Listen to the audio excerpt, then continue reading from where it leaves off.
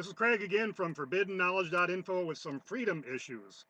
I'm going to talk today about the birth certificate, and actually more specifically the certificate of live birth. You see, those are two distinct different documents. I need you to research this. Don't believe anything I tell you. I'm going to show you some proof of what I have here. So the certificate of live birth is what was created when you were actually born. First document. This birth certificate came later. Let me explain something to you, and I'll show you examples of both of these. Now, in most states' laws, these were written by very smart lawyers. They knew that the live-born human being had superior power to them. So they had to create a corporation that they could legally regulate. They concocted a way to create a corporation using a name that resembles yours, but really isn't, by tricking you into believing it's actually you. For example, probably the correct way to spell your name would be capital letter followed by lowercase letters. Last name, capital letter followed by lowercase letters. Uppercase and lowercase. That's the way you would probably write it yourself. But if you look at any document from government, whether it be the driver's license, whether it be the birth certificate, or the anything from the tax, IRS, anything from courts, anything with your name, with your alleged name on it from government, we'll have it in all capital letters, no lowercase.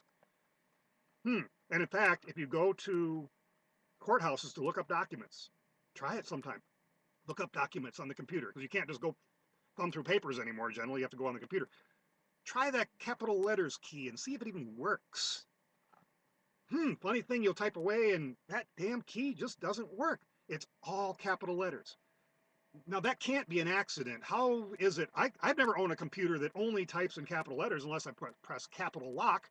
Well, the capital lock button doesn't work on a government computer. It only types on capital letters. Try it sometime. You don't believe me. So anyway, this closely resembles your name, so they got you believing that it's you. But proper nouns, or the names of persons, places, or things, are always spelled in upper and lowercase letters. The state did not all capitalize your name for administrative convenience. They did it on purpose to create a corporation which they could then regulate and collect money from. It is a fictional corporation. So they presume the person whose name closely resembles it to be financially responsible for it. That is you. And the word person, I say emphasis, because if you look up the word person in Black's Law Dictionary, you'll find out that that is actually a corporation. Now, under the criminal code and under common law, you can and do deal with human beings, real people.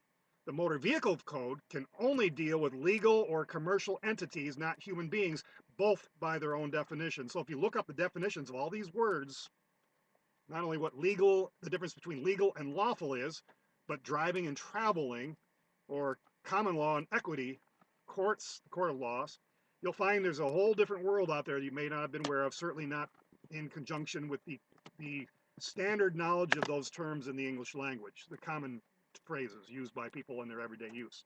So let's show you something here.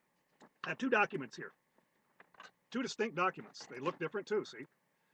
Now these are heavily redacted because frankly I'm going to be showing close-ups of this, and I don't want somebody trying to pause the video and trying to steal my identity. But I can guarantee you, you wouldn't want to steal my identity. Without social security number, you're not going to get very far. But anyway, that being said, here's the birth certificate.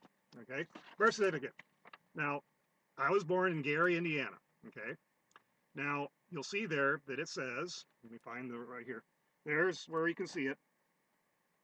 I have a hard time doing this, but this is easier than doing inserts on YouTube. Name, Craig. See how it's spelled in all capital letters. In fact, all capital letters, the whole name is spelled in all capital letters. You're not seeing the rest of it, of course, but it's spelled in all capital letters. Now, this is the birth certificate. You see here? It is the certificate of birth, or birth certificate. And this is certified by the state of Indiana. So this is a real thing. Now, let me show you the certificate of live birth. Now, that birth certificate is what they created to create that corporation in all capital letters, because when I was born, here's what they created. Now, this is, as you see on here, certificate of live birth. Okay, everything's redacted again, but if you look here, also the same hospital, everything. There, look at my name. upper and lowercase letters. Upper and lowercase letters. In fact, everything on here was upper and lowercase. This is back in the day they made typewriters, basically. I was born in 1961. Now, you can see the difference now. This is the only form of ID I'm allowed as a sovereign American. I wasn't born in the United States. I was born in Gary, Indiana. If you don't know what I mean by that, you better do some research, because the only way you can really be born in this country is to be born in Washington, D.C. as a U.S. To be born a U.S. citizen in this country is to be born in Washington, D.C., Guam, Puerto Rico, small islands, Virgin Islands, other U.S. territories, forts, docks, etc. A territory or possession of the U.S. Different jurisdiction than any of the several states. I was born in Indiana. I can prove it. So I can prove I'm not a U.S. citizen. All right. So this is a certificate of live birth, the original document that was created. Now, I would like to other people do research on this and find your certificate of live birth. You won't be able to get this easily. You won't just be able to walk into your county health department like you can get a birth certificate.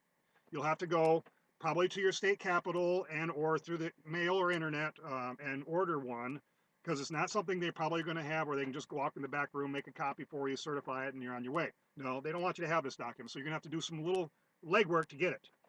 But if you have one, or you like to see your comments below here, to try to nail this down possibly. Now, this is Indiana, and I have some other information about Indiana because my brother and sister were also born in Indiana. All right, my brother was born 4 years later in 1965. My brother, his certificate of live birth looks the same as this. Same hospital, same everything. Also upper and lowercase name on his certificate of live birth. Okay. My sister was born 8 years after me in 1969.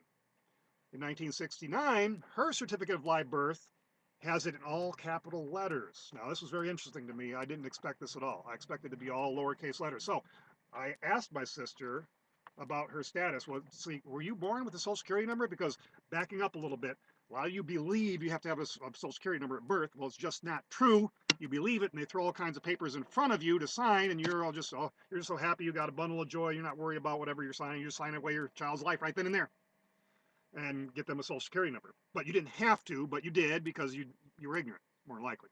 Or if you knew the difference and you did it, because you're a coward. Because if you don't have that social security number, back when I was born and people were born back then, we didn't get a social security number when we were born. We got one when we thought we needed one. So we applied for it. And then the parents would just write in our first name as dependents on the tax form, IRS, your 1040 confession form.